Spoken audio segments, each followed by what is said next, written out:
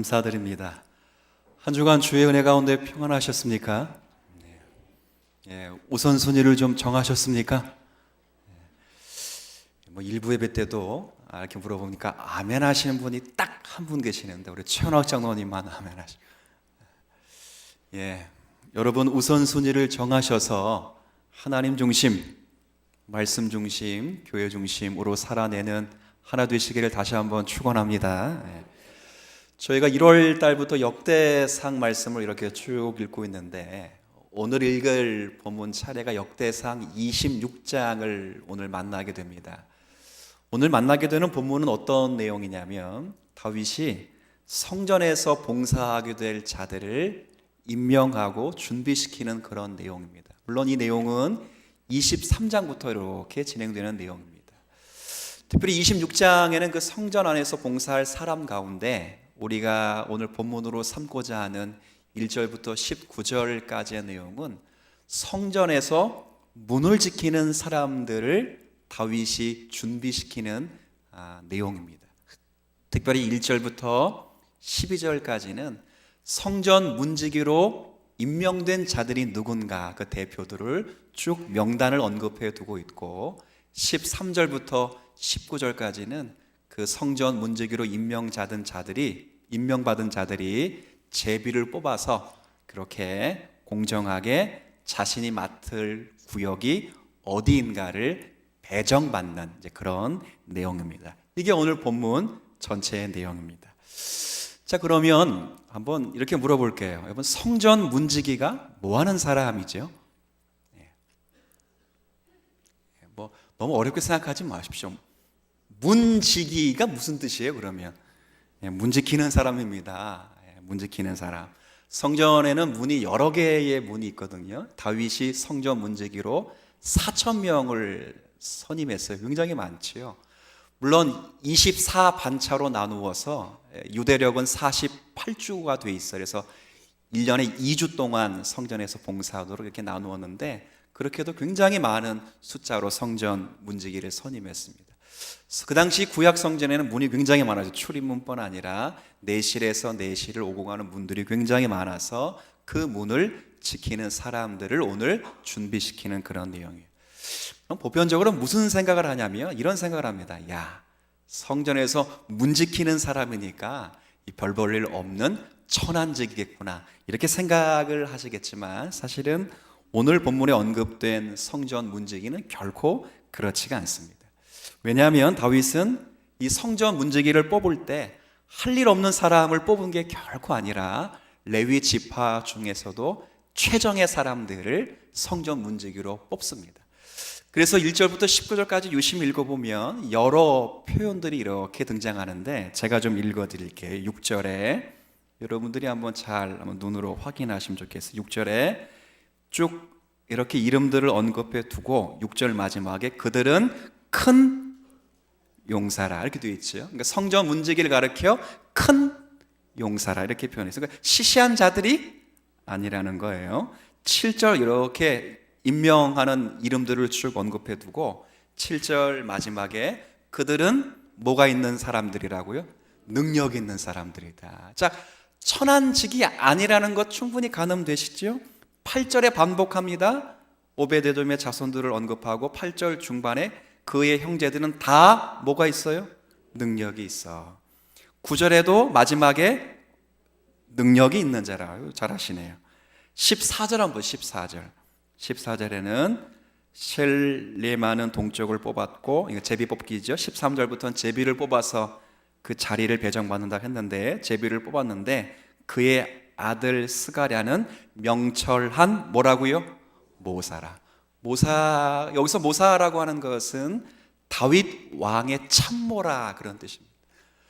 그러니까 다윗 왕의 모사가 모사의 정도의 직분을 맡았다면 당시 사회에서도 간과할 수 없는 중요한 직책이었던 것이 분명합니다. 지금으로 말하면 대통령의 참모 정도가 됩니다. 그러니까 제가 지금 말씀드리고 싶은 내용 속에서는 문직이라고 해서 아무나 대충 할 수 있는 일이 아니었다는 것을 제가 지금 확인시켜 드리기 위해서 여러 수식되는 표현들을 읽은 것입니다. 고도의 주의력과 분별력이 요구되고 사실은 책임이 요구되는 직무였던 것이 분명해요. 근데 전체 내용을 쭉 읽어보면 특이한 기록 내용이 하나 있는데, 그 특이한 기록 내용은 뭐냐면 문지기로 선정된 대표들 가운데 꽤 많은 숫자 62명이 오벳 에돔의 자손이라는 것을 언급해 두었어요. 여러분, 역대상 쭉 읽어보니까 오벳 에돔이 누구로 등장하냐면 다윗 시대에 하나님의 언약궤를 자기 집에서 잘 모셨던 그런 사람이에요. 그의 자손들이 62명이나 성전의 문지기로 임명된 것을 성경은 뭐라고 표현하냐면 5절, 이 4절부터가 오벳에돔의 집을 이야기하는데 5절에 보면 이는, 5절 중간 보세요. 이는 하나님이 오벳에돔에게 뭘 주셨다고요? 그럼 성전 문지기로 임명받은 것, 오벳에돔의 자손들이 62명이나 그 대표들 가운데 62명이나 언급받고 부름받은 것은 하나님이 그 가정에 뭘 주셨다는 거예요. 자, 그럼 물어보죠. 성전 문지기가 천한 직책입니까? 귀한 직책입니까?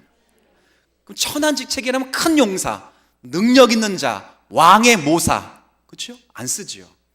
하나님께서 복을 주셨다는 게 아니라 하나님께서 진노하셨다, 그래야 되죠. 근데 성전 문지기는 그런 직책이 아니었기 때문에 용사요, 능력 있는 자요, 모사요, 그리고 하나님께 뭘 받은 사람이라고요? 복을 받은 사람, 그거예요. 오늘 이게 본문 전체의 내용이에요. 나머지는 다 사람 이름이에요. 사람 이름. 그래가지고 이 사람 이름을 여러분에게 제가 다 오늘 소개할 필요도 없어요. 왠지 아세요? 교회 성도 이름도 뭐 다 모르는데, 여러분 교회 성도 이름을 다 아세요? 모르는데 뭘 이걸 또 이름 다 알아가지고 이게 누군가 그 준비할 필요도 없고, 그건 구약 학자들에게 맡기면 되는 것이고, 오늘 본문의 내용을 따라 저와 여러분들은 전체 이 성전 문지기를 세우는 다윗의 이 내용 속에서 전체와 관계해서 좀 교훈을 받았으면 좋겠어요. 이 전체를 보자는 말은 어떤 의미냐면, 다윗이 성전 문지기로 사람들을 세웠을 때 두 가지를 좀 생각하실 거예요. 첫 번째는 그 당시 구약 시대에 성전 문지기가 뭐 하는 사람이었는가를 먼저 살필 거예요. 뭐 하는 사람이었는가. 두 번째는 그럼 성전 문지기라는 사람들이 뭐 하는 사람인지를 확인했으면 신약 시대에 우리가 성전 문지기가 되어서 우리는 뭘 해야 되는지, 이거 뭐 다시 설명할 필요 있어요, 없어요? 무슨 말인지 아시겠죠? 성전 문지기가 뭐 했던 사람들인지, 그리고 지금 우리 시대에는 성전 문지기로서 어떤 책임을 신약 시대에서 감당해야 되는 이 두 가지를 좀 생각해 보도록 할 거예요. 왜냐하면 더 이상 구약에서 말씀하고 있는 구약 성전은 지금 우리 시대에선 더 이상 존재하지를 않아요. 그렇죠? 더 이상 구약 시대의 성전은 지금 신약 시대에 존재하는 시대는 아니기 때문에, 그러면 구약 같은 성전이 없다면 이 성전 문지기를 우리가 어떻게 감당해야 되는가, 이걸 좀 생각하도록 할 거예요. 아마 큰 은혜가 있을 것으로 믿고 제가 좀 말씀을 좀 드리려고 합니다. 일단 구약 시대에 다윗이 성전 문지기로 세움을 줄 때 성전 문지기들이 뭐라는 사람들인가, 아까 여러분들이 구도로 잠깐 말했는데 문을 뭐 하는 사람이라고요? 요게 1차적인 답이라면, 제가 2차적인 본질적인 답을 드린다면 한 번만 따라해 볼게요. 성전을 거룩하게 지키는 사람들. 자, 성전 문지기가 뭐 하는 사람이라고요? 네, 그렇죠. 보존하고 지키는 사람이에요. 근데 어떻게? 이게 굉장히 중요해요. 자, 성전 문지기는 그러니까 성전을 보존하고 지키는 사람인데, 중요한 방법, 어떻게? 거룩하게. 이게 굉장히 중요해요. 왜 그러냐면 성전은 하나님의 임재의 상징적인 처소예요. 하나님이 성막에 거하시겠다, 성전에 거하시겠다, 자기의 이름과 위엄과 영광을 성전에서 나타내시겠다 약속을 하셨기 때문에 성전은 누가 계시는 곳이에요? 하나님이 계시는 곳이죠. 그렇죠? 그렇기 때문에 성전 문지기가 하나님이 계실 만한 집이 되도록 그걸 지키고 뭐 한다고요? 보존하는 거예요. 근데 어떻게? 왜? 하나님은 어떤 분이시기 때문에. 여러분 거의 99.9%의 100점을 맞았어요. 하나님은 어떤 분이시기에? 그래서 어떻게 지켜야 돼요? 거룩하게. 이게 그 당시. 그래서 실제 성전 문지기가 어떻게 했냐면 성전으로 들어오는 모든 출입문, 그리고 성전 안에 내실과 내실을 연결하는 모든 문 사이에 다 있어서 율법의 규례를 따라서 제사를 드리러 오는 사람들을 지도하고 인도하는 일을 했어요. 이게 첫 번째 업무예요. 두 번째 직무는 성전을 거룩하게 지키기 위해서 언제나 이방인들과 부정한 사람들이 성전에 들어오지 못하도록 그들을 막았어요. 왜요? 성전은 어떤 곳이 누가 계시는 분이 계시기 때문에, 거룩하신 하나님이 계시기 때문에 이방인들과 부정한 자들은 결코 들어올 수가 없었죠. 세 번째는 거룩한 곳이기 때문에 세상의 사상들이, 비진리와 거룩하지 않은 것이 성전 안으로 들어오지 못하도록 그들이 보존하고 지켰어요. 그래서 오늘 언급한 내용 속에 그래서 표현된 내용들이 그냥 하찮은 사람들이 아니라 아까 읽은 표현 가운데 큰 용사라. 뭐가 있는 사람이라고요? 명철한 모사라. 지혜꾼이다. 지혜 있는 사람이다. 그렇죠? 여기 이렇게 언급된 이유가 바로 그 이유 때문에 그래요. 단순히 성전 문에 선 자들이 성전 문지기가 아니라 분별을 해서 성전의 거룩성을 지키고 거룩과 부정을 구별하는 직임을 갖고 있기 때문에 이 일들이 굉장히 중요했어요. 이게 그 당시 성전 직무, 성전 문지기들이 감당해야 될 직무예요. 다시 정리하고 합니다. 핵심만. 성전 문지기가 성전을 뭐 하는 사람이라고요? 지키는 사람. 어떻게? 왜요? 하나님은 왜 거룩? 자, 이거 연결됐어요. 자, 이게 일단 중요해. 두 번째. 그러면 이 성전 문지기를 신약 시대에 우리는 어떻게 완수를 해야 될까? 제가 이런 질문을 드리려고 하는 것은 더 이상 분명한 것은 문자적으로 이어받을 수는 없어요. 왜요? 구약의 성전은 더 이상 지구상에 존재하지를 않아요. 여러분 분명히 아셔야 돼요. 여러분이 혹시나 예배당과 교회당을 성전이라고 부를 때는 그냥 우리가 구별해 드렸다라는 마음 때문에 그렇게 부르는 것이지, 그 성전이라고 부르는 곳이 구약의 성전과 같은 의미가 될 수는 없어요. 그렇죠? 왜 그래요? 구약의 성전은 지구상에 딱 몇 개밖에 없어요. 왜 하나밖에 없어요? 그렇죠.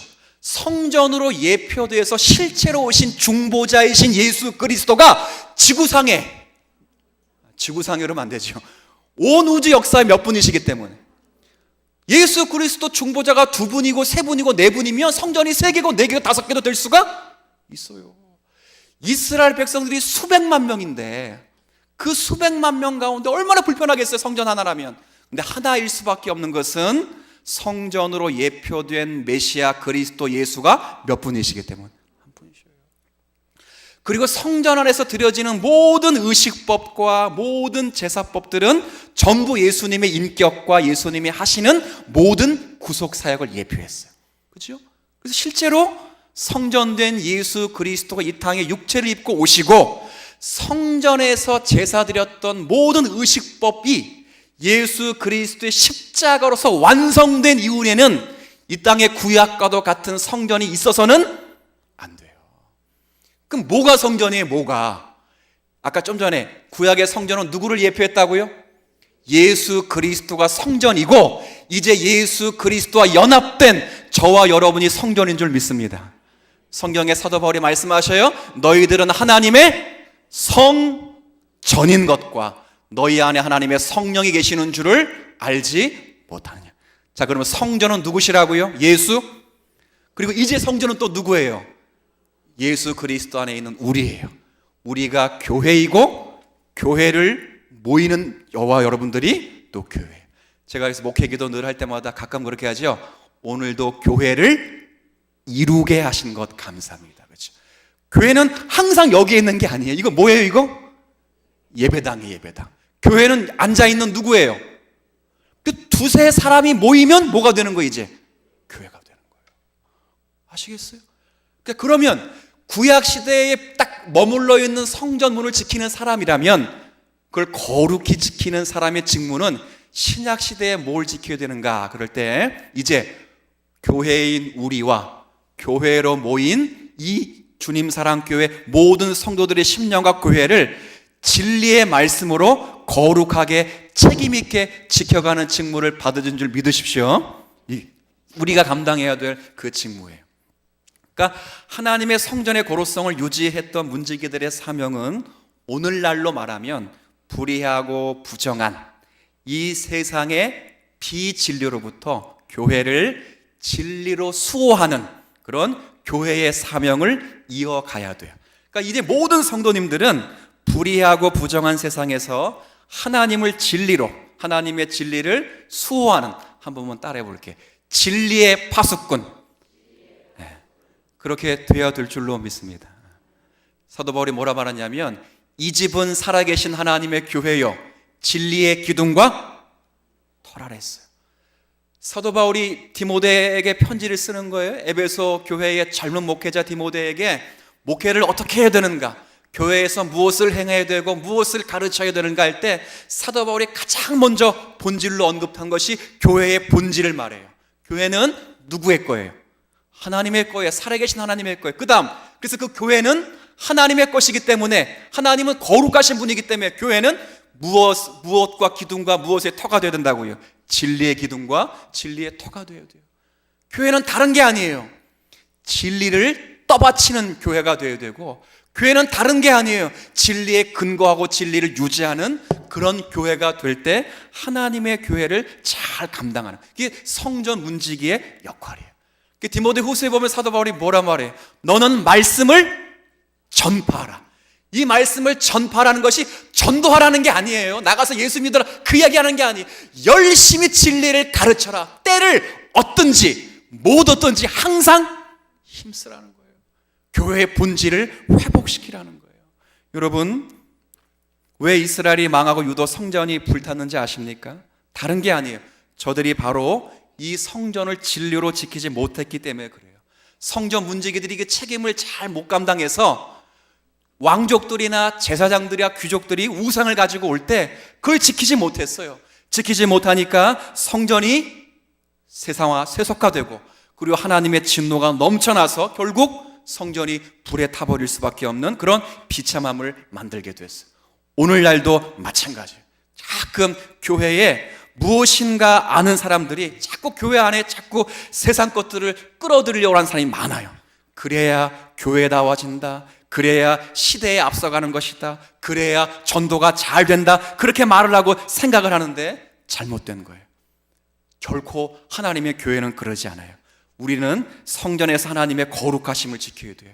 하나님의 말씀대로 믿고, 하나님의 말씀대로 예배하고, 하나님의 말씀대로 사는 것, 이것이 교회가 거룩하심을 지키는 본질인 줄 여러분들이 생각하셔야 돼요.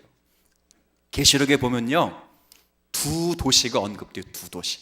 여러분들이 제가 지난 한 1년 됐나요? 1년 전에 오예배 때 계시록 한 1년 반 동안 강의했는데, 거기 보면 계시록에 보면 두 도시가 나와요. 하나는 바벨론이라는 도시가 나와요. 바벨론. 또 하나는 어떤 도시가 나오는지 기억나세요? 괜찮아요. 말씀은 잊어먹어야 목사가 할 수 있어요. 그렇죠? 바벨론이 나오고 또 하나 어떤 도시가 나와요? 그렇죠. 예루살렘이 나와요. 언제나 바벨론은 세상을 상징하는 도시로 나와요. 세상. 그리고 예루살렘은 뭘 상징하는 도시로 나오냐면, 기억나세요? 교회를 상징하는 도시로 언제나 나와요. 이 두 도시를 상징해서 말씀하고 싶은 요한계시록의 주된 내용은, 세상을 상징하는 바벨론은 반드시 망하지만 교회를 상징하는 예루살렘은 반드시 승리한다보다 더 깊어요. 반드시, 한 번만 따라해 볼게요. 완성된다. 세상을 상징하는 바벨론은 반드시 뭐하지만 교회를 상징하는 예루살렘은 반드시 완성된다. 이게 쭉 있어요. 요한계시록에 자주 나오죠. 죽도록 뭐하라는 거예요. 왜 충성해? 반드시 승리되고 완성하니까 그 주님이 다시 오셔서 완성될 그 하나님의 나라를 기대해서 믿음으로 참고 인내하고 박해가 올지라도 주 예수 그리스도를 붙잡고 죽도록 충성하라, 그렇게 이야기하는 거예요. 왜요? 그분이 오시면 교회는 뭐 되기 때문에? 완성되기 때문에. 놀라운 것은 제가 그 이야기를 하려고 하는 게 아니고, 이 세상을 상징하는 바벨론과 교회를 상징하고 있는 예루살렘을 나타낼 때 항상 붙는 수식어가 있어요. 수식어가 없이 붙는 경우는 거의 없어요. 바벨론을 상징하는 도시 앞에 항상 붙는 수식어는 형용사 크다라는 의미의 큰이 붙어. 큰. 붙여볼까요? 큰 바벨론. 그냥 아니에요. 큰 바벨론. 이게 핵심이에요. 교회를 상징하는 예루살렘 앞에 항상 붙는 게 있어. 항상. 뭐가 붙을까요? 제가 여태까지 설교했잖아요. 아까부터. 뭐가 붙겠어요? 뭐가? 새는 뒤에 붙어. 20장 이후에, 천년왕국 이후에 설명할 때 붙고, 그 전까지는 뭐가 붙겠어요? 거룩한. 이게 핵심과 본질이에요. 바꿔 말하면 세상은 그러면 세상은 뭐가 본질이라는 거예요? 큰 게 본질. 세상과 싸워요. 목소리 작은 사람, 목소리 큰 사람하고 누가 이겨요? 큰 사람이 이겨요. 공부 많이 한 사람, 대기업 다니는 사람하고 서기업 다니는 사람이 결혼센터에 등재를 했어요. 누가 점수가 높아요? 커야 돼, 무조건. 그렇죠? 헌금 많이 내는 사람하고 헌금 적게 내는 사람, 교회에서 누가 말빨 세요? 이게 참 문제예요, 문제. 문제라고, 이게 문제라고. 그렇죠? 세상은 큰 게 본질이에요. 근데 교회는 뭐가 본질이라고요? 근데 교회가 이 거룩함의 본질을 내려놓고 크다는 본질을 자꾸 사모해요. 이건 한국교회 문제가 아니라 최초의 타락이 거기서부터 왔어요. 보세요. 창세기 3장에 보면 뱀이 하와를 유혹하면서 그랬죠. 이거 먹으면 너가 누구처럼 되리라? 하나님처럼 커지리라. 크게 될 것이다. 그것이 죄요 타락의 본성의 본질이에요. 교회가 학벌을 따지고, 교회가 능력을 따지고, 교회가 헌금의 유무를 따지고, 교회가 실력을 따지면 교회가 세상과 통할 것 같지요? 아니요.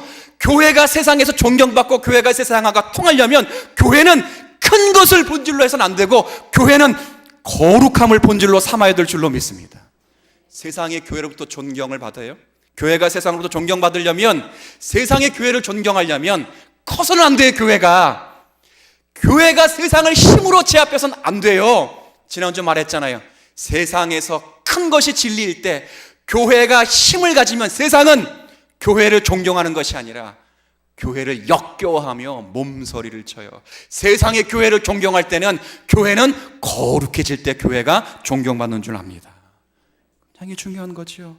그런 면에서 교회의 제일 원리는 힘이 아니라 거룩이에요. 하나님 말씀하시죠. 제사장 국가인 이스라엘에게 뭐라 말씀하십니까? 내가 거룩하니 너희들도 거룩하라는 거. 이게 사명이에요.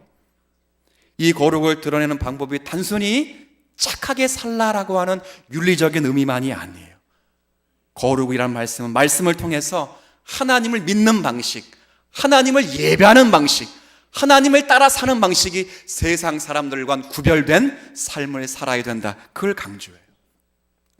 여러분, 세상을 닮아가는 것을, 그러니까 교회가 세상을 닮아가는 것을 흔히들 세속화라 이렇게 부릅니다. 근데 이 세속화가 교회가 되면 교회에 나타나는 가장 큰 특징은 하나님의 말씀을 소홀히 여기게 되는 것이다, 이렇게 말해요. 제가 씁쓸한 한국교회의 추세를 제가 좀 소개해드리면, 한국교회가 부흥하려면 목사님들의 몇 가지 자질이 있어요. 자질. 전부 근데 다 좋은 게 아니에요. 근데 그 가운데 5손가락에 안에 드는 것 가운데 하나가 설교를 어떻게 하라. 한 번만 따라해 볼게요. 짧게 하라. 두 교회가 있답니다. 사이즈가 처음에 비슷했는데, 근데 한 교회는 갑자기 몇 년 사이에 진짜 부흥했고, 한 교회는 몇 년 사이에 쫄딱 망했어요. 비교 분석을 했어요. 내용이 쫄딱 망한 교회가 부족하거나 그러잖아요. 딱 하나 차이가 있대요. 부흥하는 교회는 목사님 설교가 20분이 안 되고, 부흥하지 못하는 교회의 설교의 목사님 설교는 1시간 가까이 되더래요. 여러분 한번 생각해 보세요. 어느 교회 가겠습니까? 그 얘기를 저에게 할 때는 목사님 설교 시간을 좀 줄여주세요. 아마 이런 마음으로 저한테 하실 수도 있겠어요. 그렇죠? 그런데 교회가 세속화되면 나타나는 현상은 말씀이 소홀히 대접을 받아요. 그러면서 자동적으로 교회는 세상 사람들의 가치관을 받아들이게 돼서 크기를 추구하게 돼요. 그 대표적인 예가 한 번만 더 따라해 볼게요. 마케팅 교회. 좀 따라해 보세요. 저도 힘들어요. 아침부터 소리 지르고 와가지고 힘들어요. 여러분 최대한 좀 소리 안 지르고 있는 거예요. 제가 한번 따라해 보세요. 마케팅 교회. 이게 무슨 교회냐면 소비자 중심으로 지향하는 교회를 마케팅 교회라. 그러니까 소비자 중심의 교회를 지향하는 교회.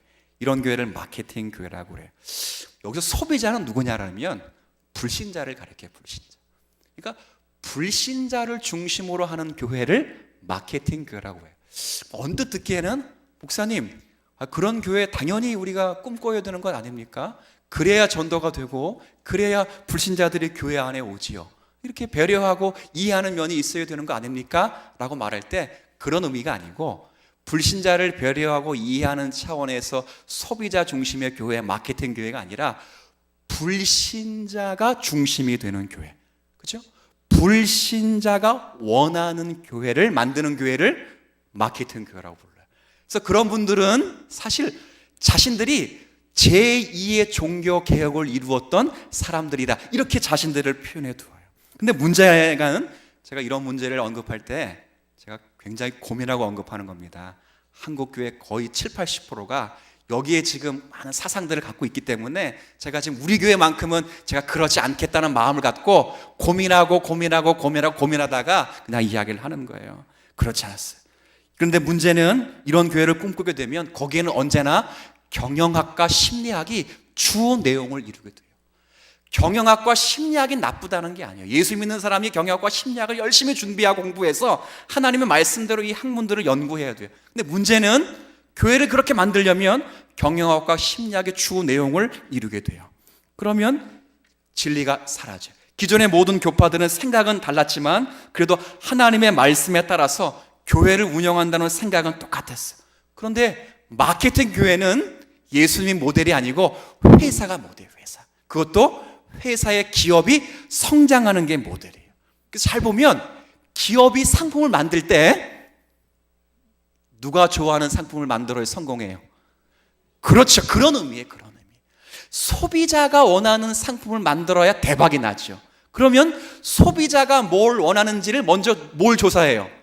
시장 조사를 해요. 그래서 이런 분들이 시장 조사를 했어요. 불신자들을 놓고 시장 조사를 하니까 아주 놀라운 결과가 나왔어요. 세 가지로 압축을 했어요. 첫 번째, 불신자들이 볼 때 교회는 너무 헌금을 강조한다. 이게 첫 번째. 두 번째는 기존의 예배는 너무 지루하다. 세 번째는 목사님들이 너무 교인들을 죄인으로 만든다. 맨날 설교할 때 무슨 설교예요? 죄 이렇게 하니까 그게 불신자들이 싫다고 했어요. 그래서 힌트를 얻어. 힌트. 어떤 힌트를 얻었는가? 불신자들이 싫어하는 것을 어떻게 하면 돼 이제? 반대로 교회를 만들면 불신자들이 많이 오겠구나. 그래서 세 가지를 안 하잖아요. 헌금 이야기를 안 하고 헌금도 어떻게 해? 투명하게. 뭐 그럴 수 있어요. 예배가 지루하니까 예배를 어떻게 해? 재밌게 세미나, 드라마, 스킷, 찬양, 경배 집회 다 바꿔버렸어요. 목사님 그런 거 뭐 안 돼요? 이렇게 말할 것 같아서 제가 더 이상은 얘기 못 하겠는데 다 지금 우리 하는 것들이니까 교회들이 왜 목사님이 자꾸 교인들을 죄인이라 말하니까 바꿨어요. 교회에서 무슨 설교가 사라졌어요? 그렇죠. 사라졌어요. 부흥하는 교회들 잘 보세요. 죄 설교하는지 한번 보세요. 사라졌어요. 이 세 가지를 하지 않았어요. 그렇게 됐어요. 엄청난 힌트를 가지고 설교는 현실에 가깝게 오락, 문화, 긍정, 세미나, 가정, 현실 밀접한 테마를 가지고 죄의 설교는 그만하자. 그렇게 만들어진 예배가 구도자 예배라고 불렸어요. 목적은 그나마 인정해 줄 수 있어도 성경을 파괴하는 것일 수 있어요. 여러분 잘 생각하셔야 돼요. 명심하셔야 돼요. 불신자들이 예배에 초청될 수는 있어요. 불신자들이 예배에 초청해서 하나님의 말씀을 받고 은혜 받아 예수 그리스도를 영접할 수는 있어요. 하지만 불신자들이 중심이 되는 예배는 없어요. 예배는 하나님의 백성이 하나님의 성호를 하나님의 이름으로 찬양하는 자리예요. 소요리 문답 일문일답 하나님을 뭐 한다고요? 영어롭게 하는 최고의 자리가 어디예요? 예배예요. 예배 시간에 껌 씹으면 안 돼요. 예배 시간에 관람하시면 안 돼요. 예배 시간에 딴색하시면 안 돼요. 하나님이 죽여. 하나님은 당신의 영광을 가장 가까운 자들에게 나타내시기를 기뻐하세요. 조심하세요. 제가 고민하면서 말하는 거예요. 제발. 아시겠어요? 한국교회가 왜 힘이 없어요? 세상이 좋아하는 걸 붙잡고 세상이 좋아하는 것을 충족하면 세상이 자기들을 존경할 줄 알았어요. 아니에요.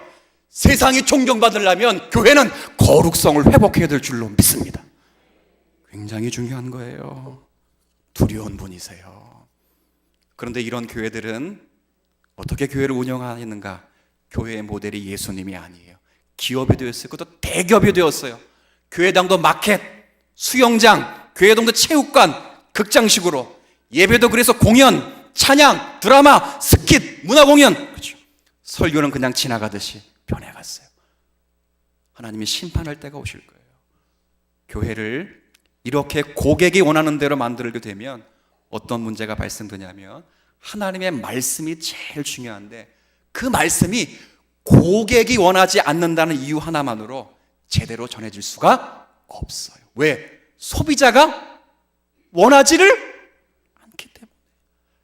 하나님의 위엄, 그분의 거룩하심, 하나님의 하나님 되심을 다 빼버려요. 공의와 거룩과 위엄과 영광의 설교를 안 해요.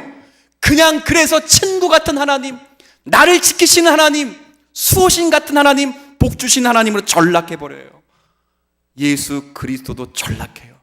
우리를 죄에서 구원하신 예수님이 아니라 건강한 자아상을 주신 예수님, 목적을 주신 주님으로만 선포되어 구속의 사역이 배제돼 버려요. 우리의 악함, 죄인됨의 교리가 빠지게 되면, 심각하면 인간이 구원받을 필요가 없다, 누구나 구원받는다, 만인 구원설로 빠져버려요. 그리고 그냥 복음은 자기를 사랑하라, 자기를 긍정하라, 그 정도 돼요. 그래서 한국교회 성도들이 가장 많이 읽은 책 가운데 긍정의 힘, 그런 쓸데없는 책들이 나오게 되는 거예요.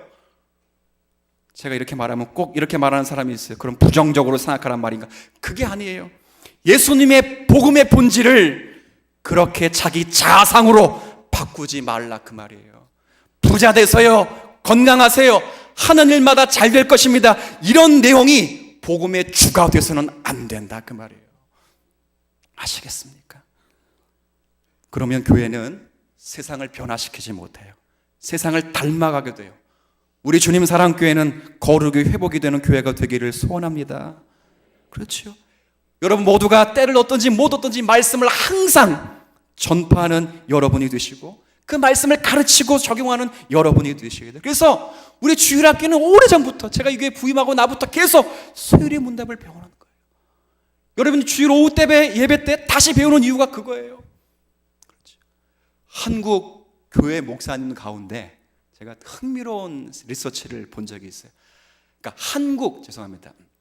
한국을 움직이고 한국 사람들에게 영향력 있는 100명을 선정해서 100명. 근데 그 가운데 유일하게 목사 한 명이 들어갔어요.